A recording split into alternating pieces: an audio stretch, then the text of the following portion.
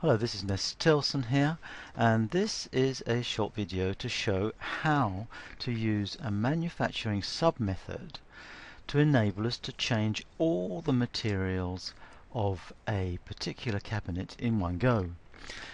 Here we have a little cabinet which is a sort of low buffet, modern style cabinet. We have a material on it which is a yellow MDF material.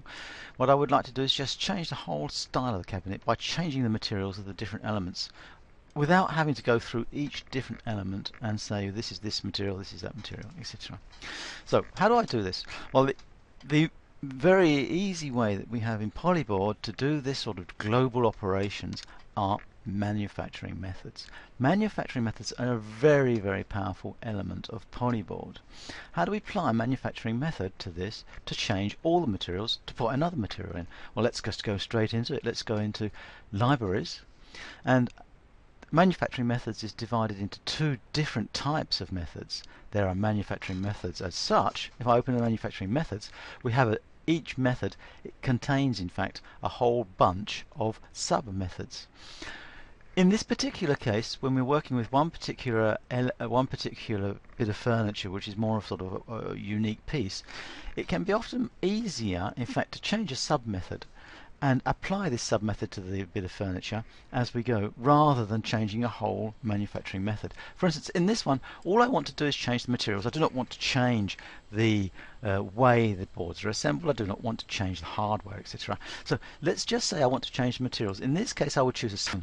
And the best way to change all the materials on this particular cabinet without changing anything else, like hardware and assembly methods, is to use a sub-method. So I will go into Libraries, Sub-Methods, and choose one of the sub-methods, and this is the material style sub-method here, and I will be able to change the different materials. By default, we have already what is in this particular sub-method. We have the panels materials and the drawers materials. Let's just get rid of this one. If I select the panels materials here and I delete it, I'll delete that particular method, and and I'll click on all panels here, and all panels are MRMDF 18mm. Let's just change that. We're going to put all panels this time at let's put it as oak, or let's put it as beech, which we have here. Hang on. No, let's put it in mahogany. This cabinet we're going to put into mahogany. Here we have a mahogany material, 19mm, a 19mm mahogany material. And if I click OK and apply it to the whole cabinet, the cabinet is now all in mahogany material.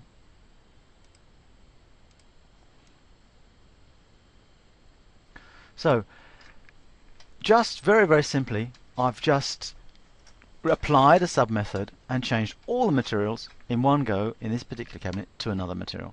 But we can go further into this because we can say, for instance, in this particular sub-method, let's go back into our material sub-method that we're using here, and we're having the material sub-method, which is all panels mahogany. But I can click on the plus sign here and now choose different types of elements in this particular cabinet and apply a specific type of material to it. For instance, if we say that this is all panels are in general in mahogany, but that we could say, for instance, let's say that the top is not going to be in mahogany, so all tops in this particular cabinet, let's put a top in oak, and let's put a top in 22mm oak, and then let's say that the shelves, all the shelves, if I click here, shelves, are not in oak, but let's put them in glass, 8mm glass, and then now I click OK. We've added two new sort of elements to our sub-method, tops glass and shelves glass. Tops is not what I wanted, glass, but I click tops here, and let's put top as I wanted it in oak, in fact. Hang on, let's put it in something like a bit different. Let's put it in oak. Okay, well, no, let's put it in beech, 33mm beech. That might look let's see what that gives. There we have it. Beech, 5mm, 22mm. I had some 30mm beech. Here we are. So tops in 30mm beech, shelves in glass. Click OK and apply this to our cabinet. And now we have this. We have our a thick top. We have the rest in mahogany and 2 glass shelves. So you can see how powerful these sub-methods are, because it's enabling us to actually modify globally according to their particular specification the materials of any particular element. So I hope that's been of interest to you and has given you a glimpse into the power of using methods and sub-methods in Polyboard. Thank you very much for looking, and see you soon in another video. Goodbye.